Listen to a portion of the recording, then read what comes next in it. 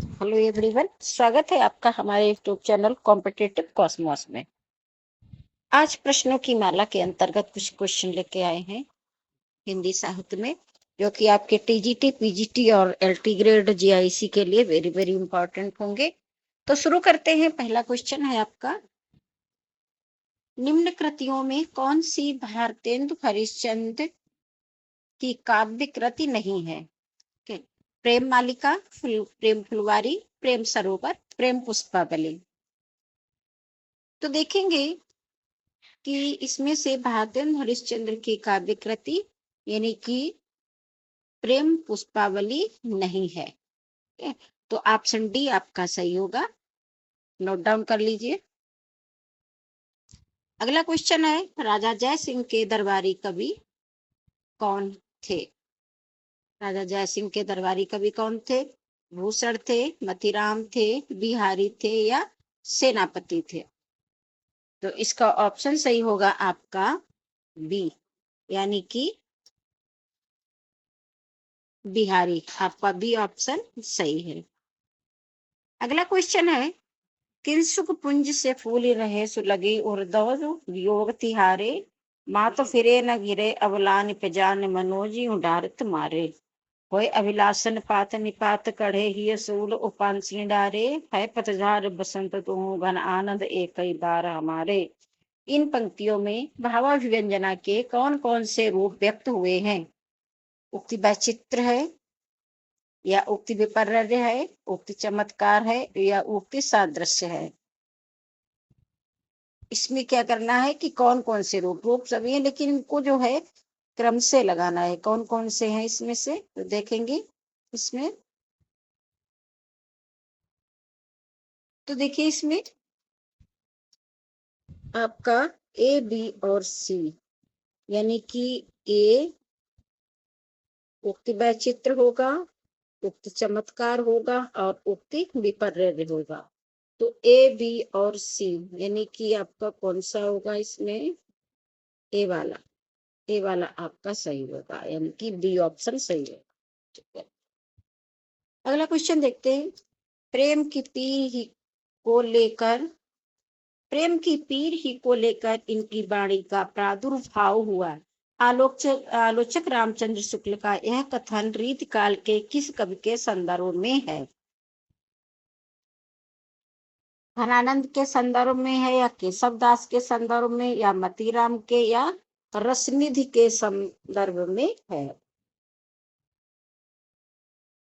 तो देखेंगे इसमें जो होगा,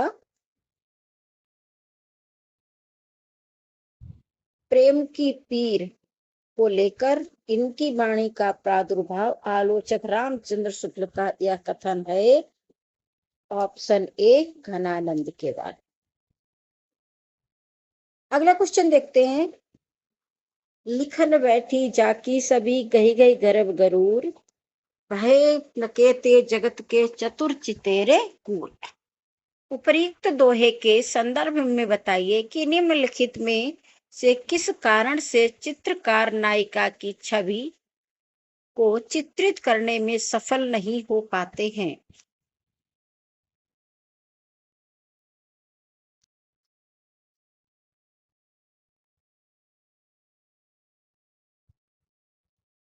तो इसमें देखेंगे ऑप्शन बी आपका सही होगा। सारे ऑप्शन ना पढ़ करके ऑप्शन बी देखेंगे। ऑप्शन बी आपका सही होगा, बी ऑप्शन सही है। ठीक है, ज्यादा ऑप्शन सारे पढ़ेंगे तो टाइम ज्यादा लगेगा, तो आप इसको देख लीजिएगा। चित्र बनाकर जब मिलाया तब तक रूप नए स्वरूप में बदल गया। चित्र बनाकर जब मिलाया तब तक रूप नए स्वरूप में बदल गया। ठीक है, तो ए इसका होगा। अगला देखेंगे क्वेश्चन, जगत विनोद की रचना किस कवि ने की है? तो इसमें जो होगा आपका जगत विनोद की रचना, इसमें ऑप्शन दिया है चिंतामणि, पद्माकर, तोष और रसलीन। जो जगत विनोद किसकी है? ये है आपके पद्माकर की। ऑप्शन आपका सी सही होगा। ठीक है। हिंदी की रस रीति परंपरा का प्रस्थान ग्रंथ है। देखेंगे, रस पीयूष निधि, रस रत्नाकर है, और इसके आपके दो ऑप्शन और हैं इसमें, जो आपको दिख नहीं रहे होंगे, तो हम आपको बताए दे रहे हैं।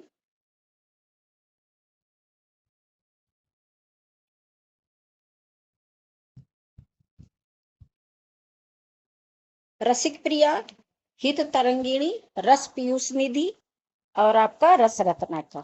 ये आपके चार ऑप्शन। तो देखेंगे इसमें से कौन सा ऑप्शन आपका सही होगा। इसमें आपका ऑप्शन सही होगा ए, यानी कि इसमें ए दिया नहीं है, रसिक प्रिया। अरे इसको लिख दे रहा, रसिक प्रिया। ये रसिक प्रिया ऑप्शन आपका सही होगा। ठीक है, इसको नोट कर लीजिए, रसिक प्रिया ऑप्शन नोट कर लीजिए। इसमें नहीं दिया हुआ है, आप लोग लिख लीजिए रसिक प्रिया। ठीक है। इसकी रचना जो थी वो 1591 ईस्वी में हुई थी। अगला क्वेश्चन देखते हैं, इनमें से कौन सा कवि रीति मुक्त नहीं है। घनानंद है, बोधा है, या आलम है, या बिहारी है। कौन सा कवि रीति मुक्त नहीं है।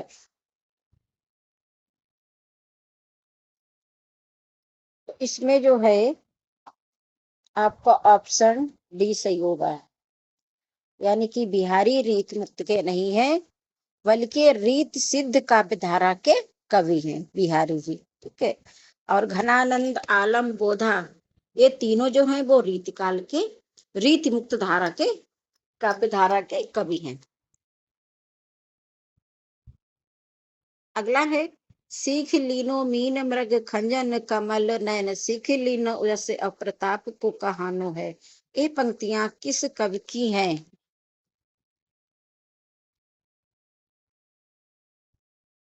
ठाकुर की हैं, घनानंद की हैं, द्विजदेव की हैं, या मतीराम की हैं।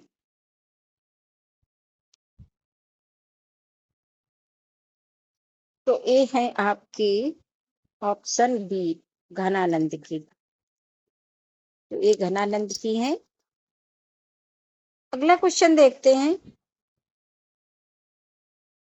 हम्म, नहीं नहीं, ये ठाकुर की है, गलत है। ये ठाकुर की है, घनानंद की नहीं है, ठाकुर की है। ऑप्शन ए आपका सही है। ठीक है, ऑप्शन ए सही होगा।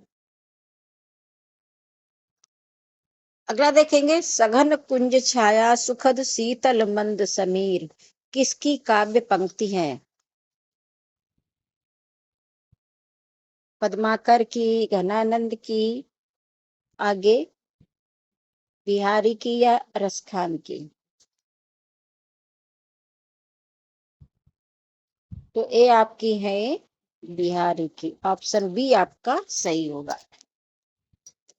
अगला क्वेश्चन देखते हैं, देवकृत देव चरित्र किसके जीवन से संबंधित प्रबंध काव्य है। देवकृत देव चरित्र किसके जीवन से संबंधित प्रबंध काव्य है। राम से, इंद्र से, कृष्ण से, या शिव से संबंधित प्रबंध काव्य है। तो देखेंगे ये आपका कृष्ण से संबंधित प्रबंध काव्य, देवकृत देव चरित्र कृष्ण जीवन से संबंधित प्रबंध काव्य है। इसका मूल नाम देवदत्त था। ठीक है, ये कवि और आचार्य दोनों रूप में प्रसिद्ध है। अगला क्वेश्चन देखते हैं, बिहारी की भाषा चलती होने पर भी साहित्यिक है। यह कथन किसका है। यानी कि बिहारी की भाषा चलती होने पर भी साहित्यिक है, यह कथन किसका है।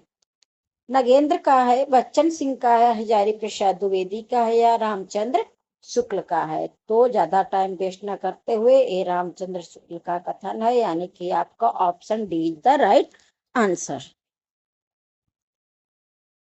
अगला क्वेश्चन देखते हैं, अली कली ही सो बंधियो आगे कौन हवाल, उक्ति में कवि बिहारी का कौन सा रूप प्रकट हुआ है? दार्शनिक रूप प्रकट हुआ है, प्रवचनकर्ता रूप प्रकट हुआ है, उद्बोधक रूप प्रकट हुआ है, या नीतिकार रूप प्रकट हुआ है? अली कली ही सो बंधियो। तो देखेंगे इसमें आपको ऑप्शन सी, उद्बोधक रूप प्रकट हुआ है।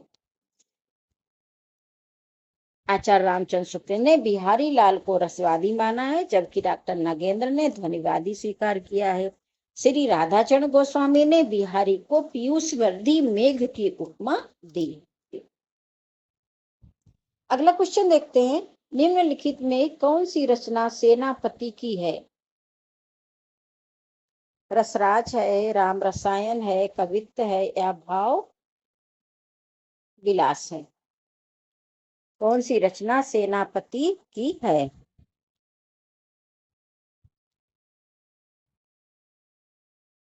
तो इसमें देखिए आपका हो जाएगा ऑप्शन बी सही है, यानी कि कवित्त रत्नाकर। देखिए जो सेनापति थे उनके दो ग्रंथ माने जाते हैं, एक तो कवित्त रत्नाकर, दूसरा काव्य कल्पद्रुम, दो इनके हैं। कवित्त रत्नाकर में 5 तरंग और 394 छंद हैं। राम कथा का वर्णन किया गया है कवित्त रत्नाकर में। और काव्य कल्पद्रुम है, इसे रीति ग्रंथ माना जाता है। इनके विषय में रामचंद्र शुक्ल ने कहा है कि बड़े ही सहृदय कवि थे। ऋतु वर्णन तो इनके जैसा और किसी श्रृंगारी कवि ने नहीं किया, इतना अच्छा इन्होंने ऋतु का वर्णन किया। अगला क्वेश्चन देखते हैं, निम्नलिखित में से कौन से कवि वीर रस की कविता के लिए जाने जाते हैं? यानी कि कौन से कवि ने वीर रस की रचनाओं को, वीर रस की कविताओं को किया?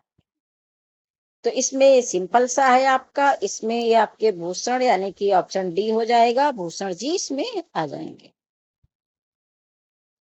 अगला क्वेश्चन है, सूरदास काव्य भक्ति के किस संप्रदाय में दीक्षित थे? सूरदास कृष्ण भक्ति के किस संप्रदाय में दीक्षित थे? तो देखिए इसका आपका ऑप्शन सी सही होगा, यानी कि वल्लभ संप्रदाय। दिख नहीं रहा होगा आपको तो लिख देंगे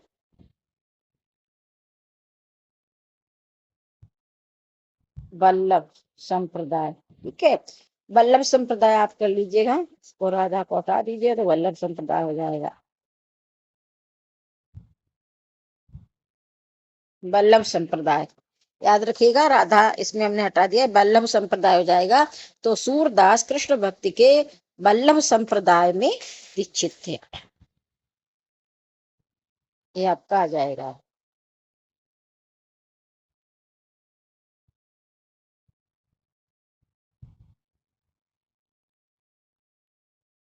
अगला क्वेश्चन देखते हैं, सूरदास ने अपनी किस कृति के अंत के पद में अपनी वंश परंपरा का परिचय दिया? यानी कि सूरदास ने अपनी कौन सी रचना में अंत में अपनी वंश परंपरा का परिचय दिया? सूर सागर में, साहित्य लहरी में, सूर सारावली में, या इनमें से कोई नहीं? कौन सा ऑप्शन सही होगा?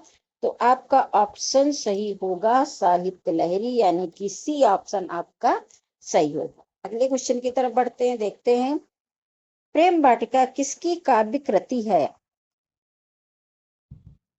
तो प्रेम वाटिका जो है वो, ये ऑप्शन आपका सही होगा, रसखान की काव्य कृति है। ठीक है, इसका कब हुआ था? इसकी जो काव्य कृति का इसका जो प्रकाशन हुआ था वो 1614 ईस्वी में, यानी कि 1614 ईस्वी में हुआ।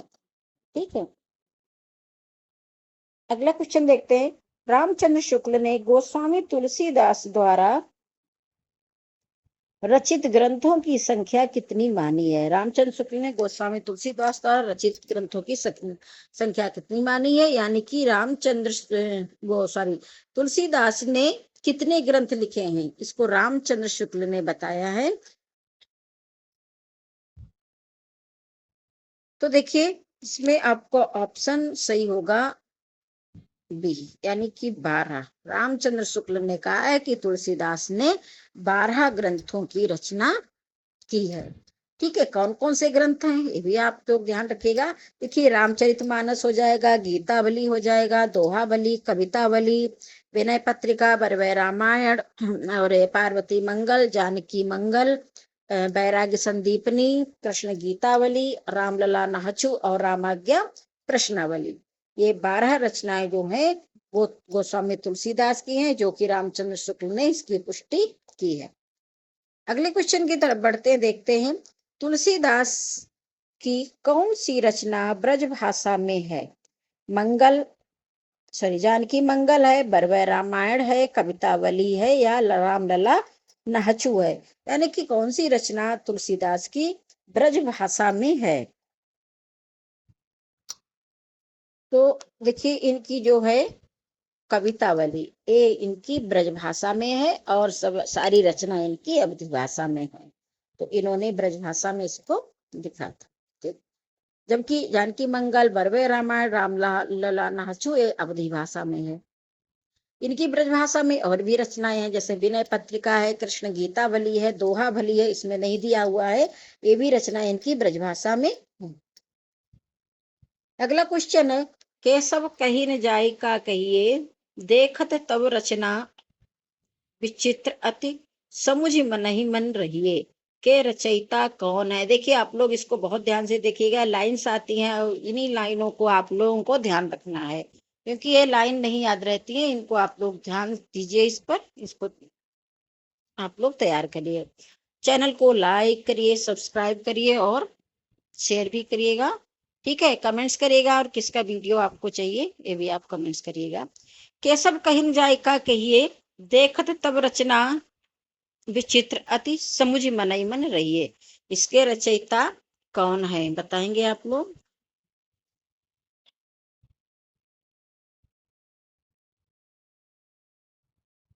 तो इसके रचनाकार हैं तुलसीदास। ठीक है, ऑप्शन ए आपका सही होगा, इसके रचनाकार तुलसीदास जी। अगले क्वेश्चन की तरफ बढ़ते हैं। तुलसीदास ने कलयुग का वर्णन कवितावली के किस कांड में किया है।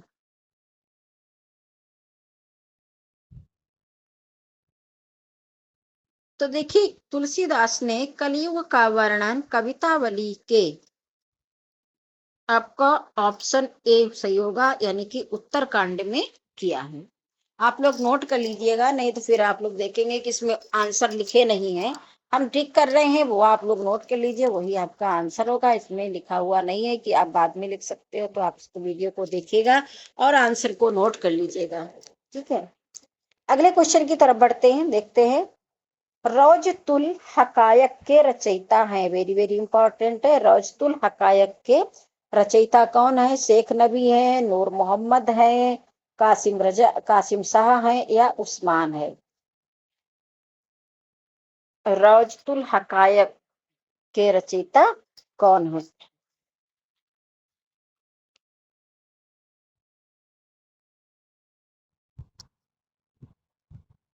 इसमें आपका जो है इसके आपका आंसर जो हो जाएगा वो हो जाएगा सी, यानी कि नूर नूर मोहम्मद है रौजतुल हकायक के रचयिता।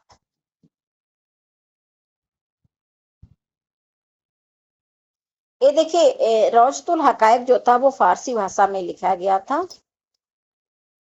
याद रखने वाली चीज, कब लिखा गया, इसका प्रकाशन वर्ष कब था, 1744 ईस्वी में। नूर मोहम्मद की और भी रचनाएं थी, जैसे इंद्रावती थी, अनुराग बांसुरी थी। अनुराग बांसुरी की रचना 1764 में हुई थी, इंद्रावती की हुई थी 1744 में, और शायद रौजतुल हकायक की 1744 ही है, क्योंकि हम बिल्कुल कंफर्म नहीं है, लेकिन 1744 ही हमें लग रहा है उनकी रचना है। तो इनकी 3 रचनाएं हमको मालूम है। एक तो रौजतुल हकायक हो गई, दूसरी इंद्रावती हो गई, तीसरी अनुराग बांसुरी हो गई। इसके अलावा अगर आपको पता हो तो आप लोग कमेंट्स में लिखिएगा। निम्नलिखित में से कौन सी पुस्तक जायसी की नहीं है। मृगावती, पद्मावत, आखिरी कलाम या अखरावत। जायसी की पुस्तक कौन सी नहीं है।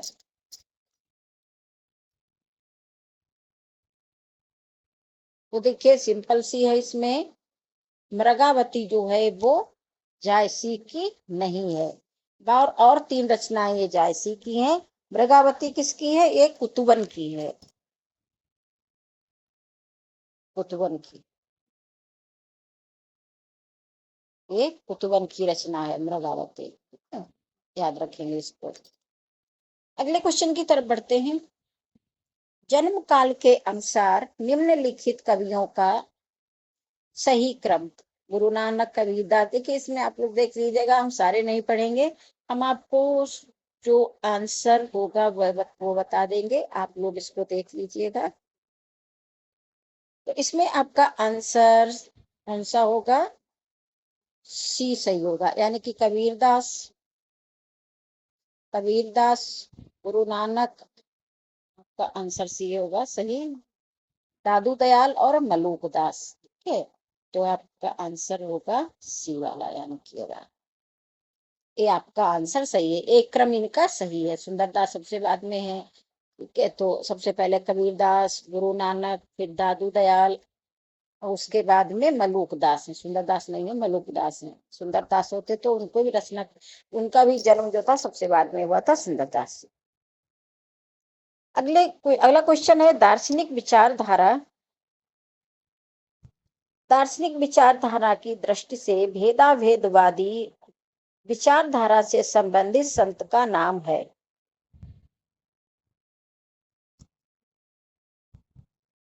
तो इसमें आपको ऑप्शन ए सही होगा, गुरु नानक जी इसमें आएंगे। अगला क्वेश्चन देखते हैं। कबीर के काव्य की प्रमुख प्रवृत्ति, अब इसमें डॉट डॉट डॉट नहीं है। कबीर के काव्य की प्रमुख प्रवृत्ति कौन सी नहीं है? तो इसमें आपको ऑप्शन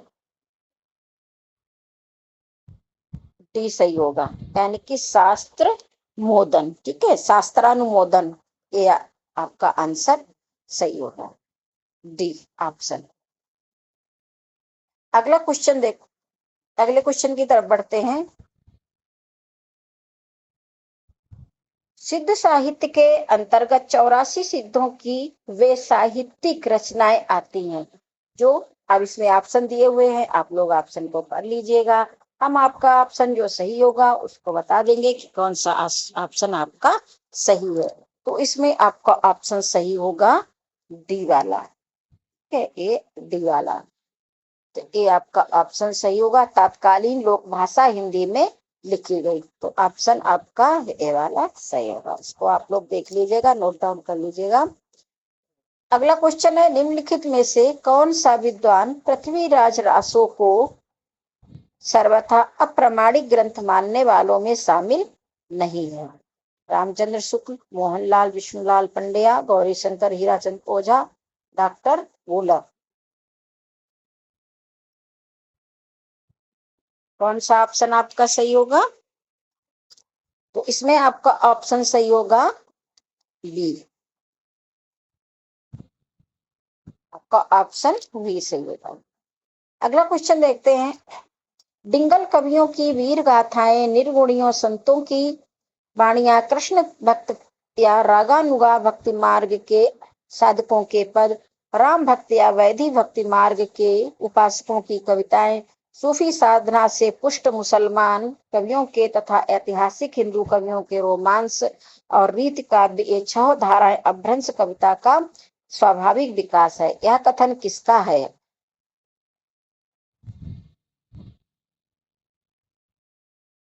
तो देखिए, यह कथन आपका जाएगा हजारी प्रसाद द्विवेदी का, आपका बी ऑप्शन सही होगा। अगला क्वेश्चन देखते हैं। हिंदी साहित्य के इतिहास का काल विभाजन करते हुए आचार्य रामचंद्र शुक्ल ने प्रथम काल का नामकरण वीर गाथा काल किया। डॉक्टर हजारी प्रसाद ने इसे क्या नाम दिया? तो इसको डॉक्टर हजारी प्रसाद ने आदिकाल नाम दिया था। ऑप्शन ए सही होगा आपका। अगला क्वेश्चन है, the modern vernacular literature of Hindustan के लेखक हैं। तो ए हो जाएंगे आपके जॉर्ज ग्रियर्सन। अगला क्वेश्चन देखते हैं। आचार्य रामचंद्र शुक्ल ने प्रिय प्रवास की निम्नलिखित में से किस विशेषता का उल्लेख किया है?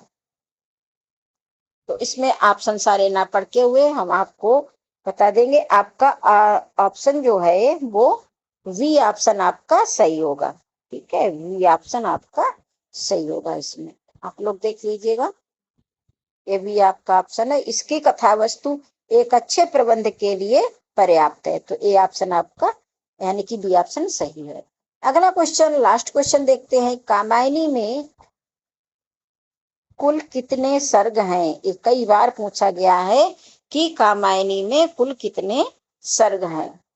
तो कामायनी में कितने सर्ग हैं? 15 सर्ग हैं कामायनी में। आपका ऑप्शन सी सही होगा।